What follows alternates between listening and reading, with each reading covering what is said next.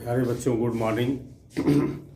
हम लोग के क्लास में काफ़ी गैप हुआ, उसके पीछे कुछ पर्सनल रीज़न थे और अब आपकी रेगुलर क्लासेस चलेंगी। और आपको जो भी प्रॉब्लम्स है, हमने देखा ऑफलाइन क्लास में ज़्यादा बच्चे नहीं आ रहे हैं, तो आपको जो भी प्रॉब्लम है अब आप कमेंट बॉक्स में लिखिए और मैं तुरंत उस प्रॉब्लम को क्लियर कर दिया करूँगा।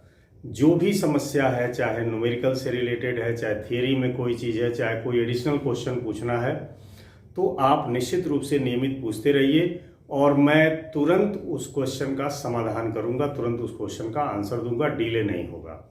हम लोग पिछले पार्ट में एस्ट्रोनॉमिकल टेलीस्कोप पढ़ रहे थे और एस्ट्रोनॉमिकल टेलीस्कोप में हमने आपको बता दिया था कि एस्ट्रोनॉमिकल टेलीस्कोप क्या है और उसका कंस्ट्रक्शन हमने बता दिया था। तो अब कंस्ट्रक्शन के बाद आगे की चीज़ देखिए, और ये याद रहे मैंने बताया भी था कि बोर्ड एग्जाम में टेलीस्कोप और माइक्रोस्कोप में से एक का डिटेल आपको एक्सप्लेनेशन करने को आएगा और एक पर न्यूमेरिकल आएगा। यानी इस चैप्टर में जो दो हेडिंग है, माइक्रोस्कोप और टेलीस्कोप, वो दोनों के दोनों हेडिंग आपको एग्जाम में जरूर दिए जाएंगे। इस बात का ध्यान दीजिएगा, इसलिए दोनों हेडिंग कायदे से पढ़िए। तो एस्ट्रोनॉमिकल टेलीस्कोप का डेफिनेशन हो गया था और कंस्ट्रक्शन हो गया था। अब आगे कंटिन्यू कीजिए। तो आगे हेडिंग लिख लो, इमेज फॉर्मेशन।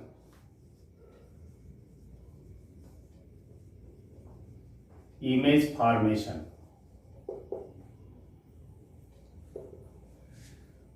मान लीजिए एस्ट्रोनॉमिकल टेलीस्कोप का ये ऑब्जेक्टिव लेंस है,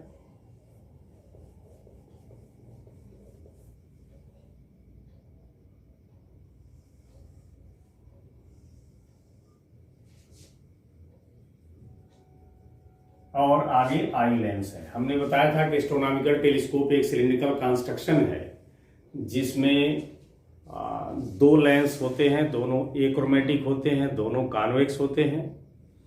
एक कॉन्वेक्स लेंस बड़े फोकल लेंथ, बड़े अपर्चर का होता है जिसको हम ऑब्जेक्टिव लेंस कहते हैं, और एक छोटे फोकल लेंथ और छोटे अपर्चर का होता है जिसको हम आई लेंस कहते हैं।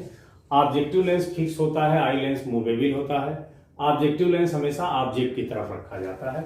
तो मान लीजिए ये एस्ट्रोनॉमिकल टेलीस्कोप का ऑब्जेक्टिव लेंस है जिसका ऑप्टिकल सेंटर O है। जैसा कि आप जानते हो कि एस्ट्रोनॉमिकल टेलीस्कोप से हम उन्हीं ऑब्जेक्ट्स को देखते हैं जो हेवनली बॉडीज हैं, यानी इन्फिनिटी पर हैं। तो ऑब्जेक्टिव लेंस का ऑब्जेक्ट इन्फिनिटी पर है, इसलिए इन्फिनिटी से आप रे ले आएंगे लेंस पर। ऑब्जेक्ट इन्फिनिटी पर है और इन्फिनिटी से हमने लेंस पर रे बीम ऑफ लाइट डाला। जब भी ऑब्जेक्ट इन्फिनिटी पर हो तो उससे आप जो लाइट लाते हो, जो रे बीम ऑफ लाइट लाते हो, वो आपस में पैरेलल होती हैं, लेकिन प्रिंसिपल एक्सिस के पैरेलल नहीं रखी जाती हैं और उनमें से एक ऑप्टिकल सेंटर्स होकर जाती है, एक वैसे जाती है। अब ये जो ऑप्टिकल सेंटर्स होकर जा रही है ये तो बिना रिफ्रेक्ट हुए निकल जाएगी, और जो ये दूसरी रे है वह लेंस से रिफ्रेक्ट होकर कन्वर्ज होकर आपस में इससे मिल जाएगी। अब ये दोनों रे जहां मिलती हैं वहीं पे ऑब्जेक्ट की इमेज फॉर्म होती है। इस इमेज का नाम मैं रख दे रहा हूं AB। तो ऑब्जेक्ट था इनफाइनाइट पर, ऑब्जेक्टिव लेंस ने उसकी एक इमेज बना दिया जिस इमेज को हम AB नाम दे दिए। और आप जानते हो कि यदि ऑब्जेक्ट इनफाइनाइट पर हो तो इमेज फोकस पे बनता है। तो चूंकि ऑब्जेक्टिव लेंस का ऑब्जेक्ट इनफाइनाइट पर है, इसलिए जहां इमेज बनेगा वही फोकल पॉइंट है। तो ये जो पॉइंट है A, यही ऑब्जेक्टिव लेंस का फोकल पॉइंट है और ऑब्जेक्टिव लेंस से सारे टर्म O लगा के लिखे जाएंगे। तो ऑब्जेक्टिव लेंस के फोकल पॉइंट को FO से लिखेंगे। ठीक है, फिर एक बार याद करिए कि एक बात फिर यहां सुन लें। ऑब्जेक्टिव लेंस का ऑब्जेक्ट चूंकि इंफिनिटी पर है, हमने बताया था कि एस्ट्रोनॉमिकल टेलीस्कोप से हम उन्हीं ऑब्जेक्ट्स को देखते हैं जो हेवनली बॉडीज हैं, यानी रियल में इंफिनिटी पर हैं। इसलिए ऑब्जेक्टिव लेंस के लिए ऑब्जेक्ट इन्फिनिटी पर है, और जब ऑब्जेक्ट इन्फिनिटी पर हो तो इमेज फोकस पे बनता है। तो इमेज जहां बना है वही फोकल पॉइंट है।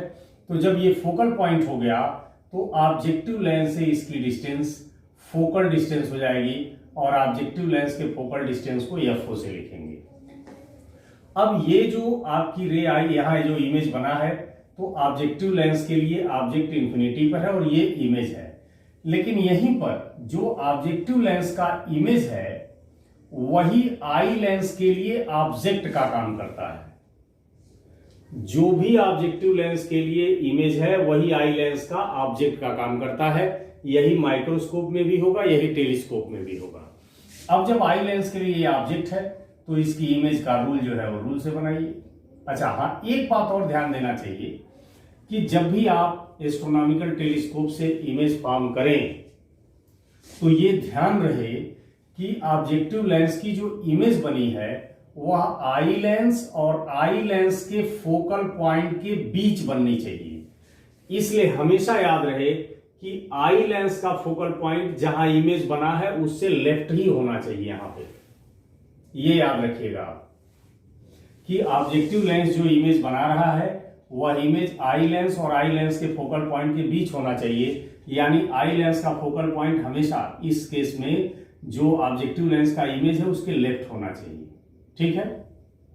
अब जब ये ऑब्जेक्ट हो गया तो इमेज बनाइए, इससे एक रे पैरेलल ले जाइए और एक रे ऑप्टिकल सेंटर्स होती हुई ले जाइए, और ये जो दोनों रे हैं ये भी आपकी लेंस पर पहुंचेंगी और सारी की सारी रे रिफ्रैक्ट होंगी और रिफ्रैक्ट होकर ऐसे निकलेंगे। और यहां पे आप आंख लगा के आंख से देखेंगे तो आपको फाइनल इमेज दिखाई देगा, बड़ा सा रियल क्लियर और मैग्नीफाइंग इमेज दिखाई देगा। इसको हम मान ले रहे हैं A dash B dash. Objective lens के लिए जो इमेज है वही आई लेंस का ऑब्जेक्ट है। तो जब आई लेंस का ये ऑब्जेक्ट हो गया तो आई लेंस से इसकी डिस्टेंस यू ही हो गई, और चूंकि इधर है इंसिडेंट रे के अपोजिट है इसलिए माइनस। हमने बताया था कि आई लेंस के सारे टर्म में ई लगा के लिखना है और ऑब्जेक्टिव लेंस में ओ लगा के लिखना है। ठीक, ये फाइनल इमेज हमको दिखाई देगी, आंख से यहां से देखेंगे, और ये फाइनल इमेज क्लियर भी है और मैग्नीफाइंग भी है, बड़ी है। फाइनल इमेज आई लेंस पर जो एंगल बना रहा है उसको हम बीटा से मान ले रहे हैं, और ऑब्जेक्ट जहां रियल पोजीशन में है वो ऑब्जेक्टिव लेंस पर जो एंगल बना रहा है उसको हम अल्फा मान ले रहे हैं। तो अल्फा ये होगा तो ये भी अल्फा होगा, ये भी अल्फा होगा। ठीक है ना। तो फाइनल इमेज द्वारा आई लेंस पर बनाया गया एंगल बीटा, और ऑब्जेक्ट अपने रियल पोजीशन से ऑब्जेक्टिव लेंस पर जो एंगल बनाया है उसको अल्फा कहेंगे। अब यहां पर जरा मैग्नीफाइंग पावर निकालिए।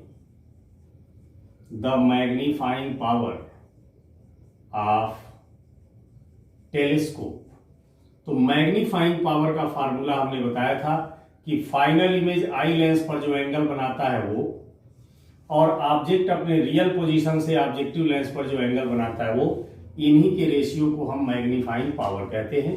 यानी मैग्नीफाइंग पावर का फार्मूला हो जाएगा बीटा अपॉन अल्फा। ये हमेशा याद रखिएगा कि टेलीस्कोप का मैग्नीफाइंग पावर निकालना हो तो फाइनल इमेज आई लेंस पर जो एंगल आप विजन बना रही है उसको ऊपर ले लीजिए, और ऑब्जेक्ट अपने रियल पोजीशन से ऑब्जेक्टिव लेंस पर जो एंगल बना रहा है उसको नीचे लेकर रेशियो निकाल दीजिए। यही मैग्नीफाइंग पावर होगा। अब चूंकि ये अल्फा और बीटा ये दोनों वेरी स्मॉल एंगल हैं, इसलिए आप चाहिए तो बीटा की जगह आप tan बीटा लिख सकते हो। ये पहले भी बताया जा चुका है कि यदि कोई एंगल बहुत स्मॉल हो तो साइन थीटा और tan थीटा की वैल्यू थीटा के इक्वल होती है। अब यहां से tan बीटा निकालिए, तो ये वाला ट्रायंगल लीजिए EAB, तो यहां से tan beta is equal to हो जाएगा परपेंडिकुलर अपॉन बेस। तो परपेंडिकुलर हो गया आपका AB और बेस हो गया EA यानी माइनस UE। ये तो वैल्यू हो गई बीटा की। इसी तरह से जरा अल्फा की वैल्यू निकालिए, तो alpha is equal to tan alpha. Alpha निकालने के लिए हम ट्रायंगल लेते हैं OAB। अब इस ट्रायंगल, ये जो ट्रायंगल बना OAB, इससे हम अल्फा निकालते हैं इस ट्रायंगल से। तो OAB में tan alpha is equal to perpendicular upon base, तो परपेंडिकुलर इसका भी हो गया AB, और इसका बेस O से A यानी FO, ये हो गया आपका। तो बीटा भी निकल गया, अल्फा भी निकल गया। अब बीटा और अल्फा की वैल्यू इक्वेशन 1 में पुट कर दीजिए। तो यहां लिखेंगे putting the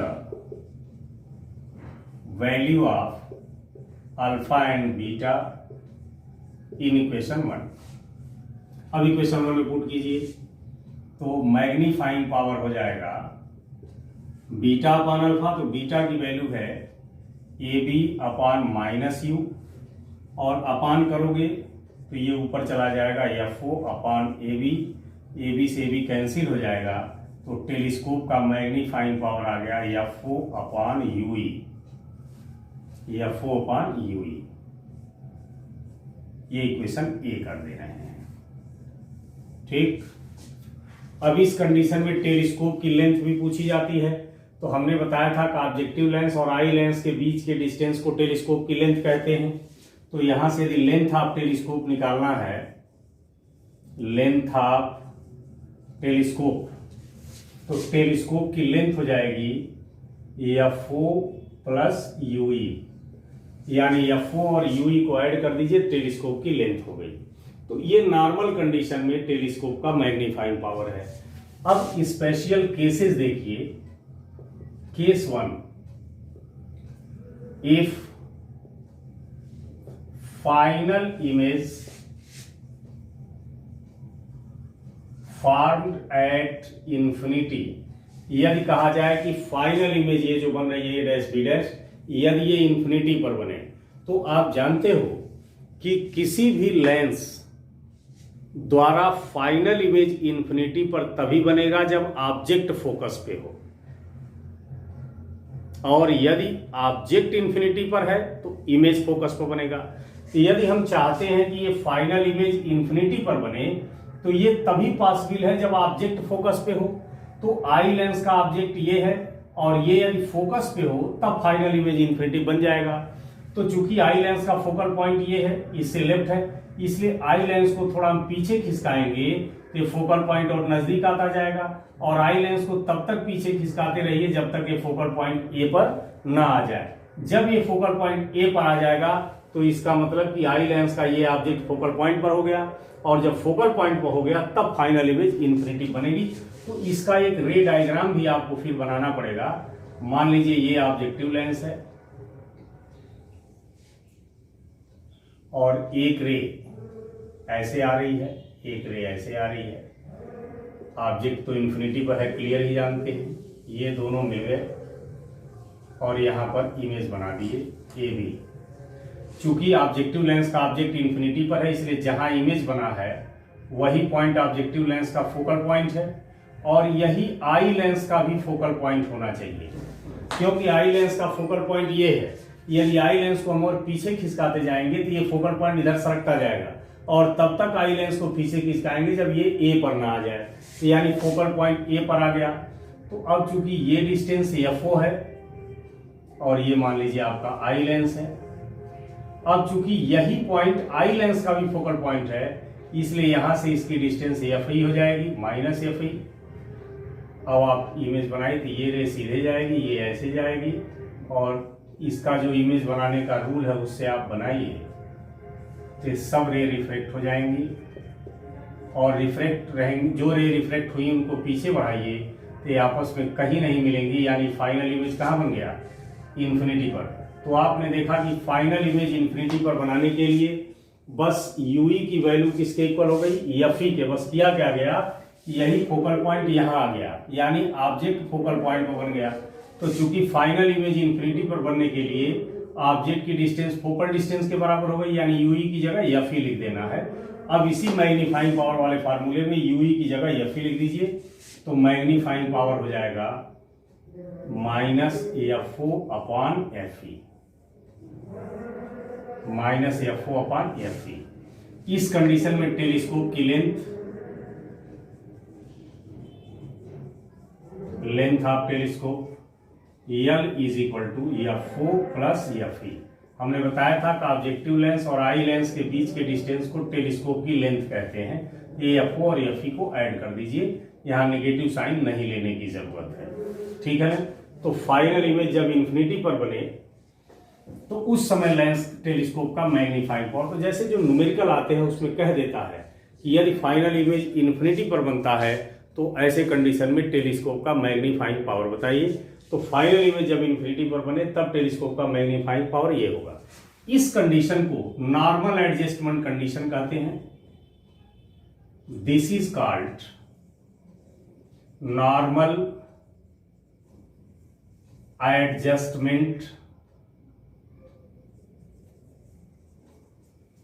adjustment condition.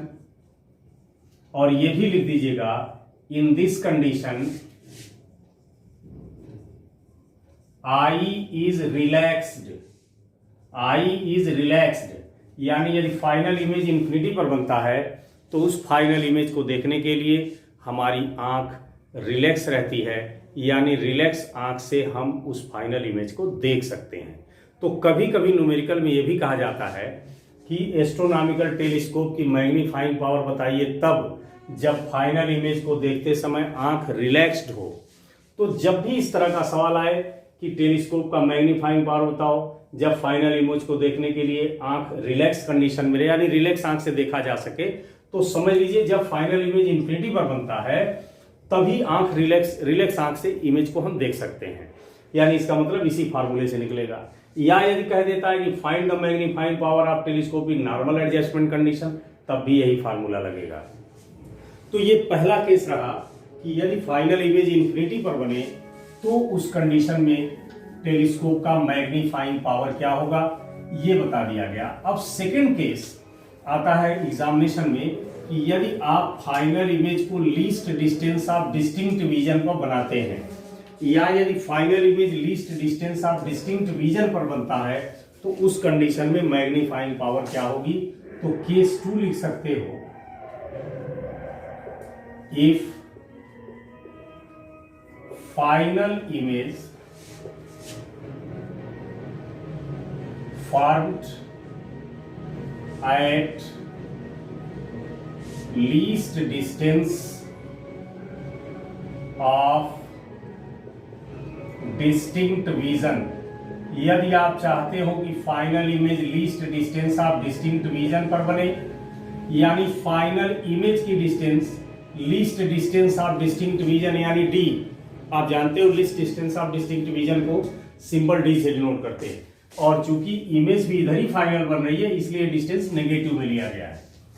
Object की डिस्टेंस को यूई ही रहने दीजिए, फोकल लेंथ को एफई भी रहने दीजिए, क्योंकि फाइनल इमेज आई लेंस ही बनाता है इसलिए सारे टर्म आई लेंस के ही लेंगे।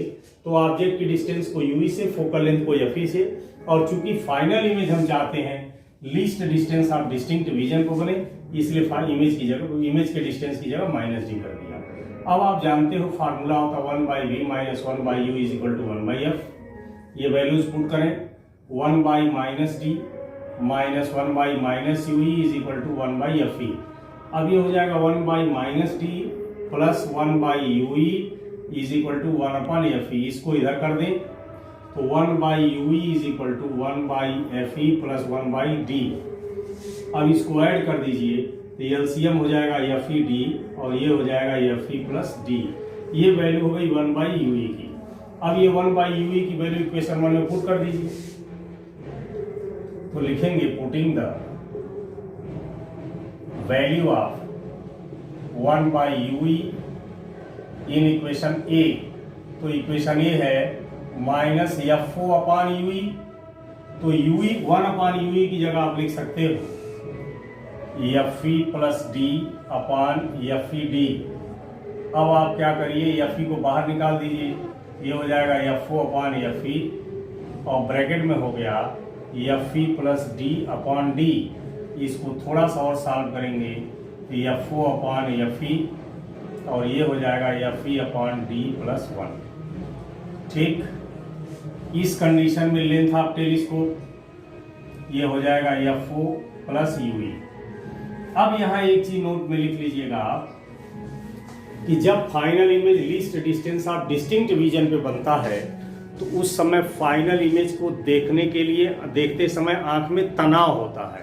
तो यहाँ लिख देना कि in this condition I is stressed, यानी जब भी किसी टेलीस्कोप की फाइन टेलीस्कोप द्वारा या माइक्रोस्कोप द्वारा फाइनल इमेज यदि least distance of distinct vision पे बनता है तो उस समय उस इमेज को रिलैक्स आई से नहीं देखा जा सकता।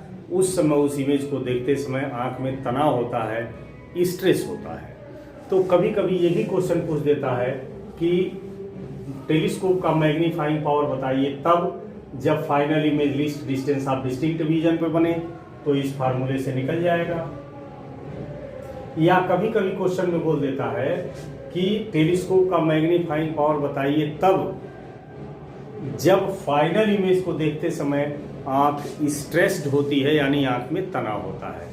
तो यदि इस तरह के क्वेश्चन का स्टेटमेंट दे तब भी इसी फार्मूले से मैग्नीफाइंग पावर निकल जाएगा। तो इस तरह से एस्ट्रोनॉमिकल टेलीस्कोप का मैग्नीफाइंग पावर निकाला जनरल कंडीशन में, फिर मैग्नीफाइंग पावर तब निकाला जब फाइनल इमेज इन्फिनिटी पर बने, फिर मैग्नीफाइंग पावर तब निकाला जब final image least distance of distinct vision पर बने। तो इसको तैयार कर लीजिएगा।